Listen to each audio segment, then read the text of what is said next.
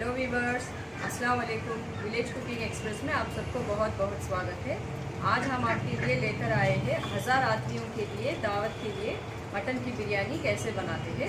चलिए ये वीडियो जल्दी से बताते हैं। और व्यूवर्स, हमारे चैनल को लाइक कीजिए, शेयर कीजिए और सब्सक्राइब कीजिएगा और बेल बटन को दबाइएगा ताकि हमारे वीडियोस आप सबसे पहला देख सकें।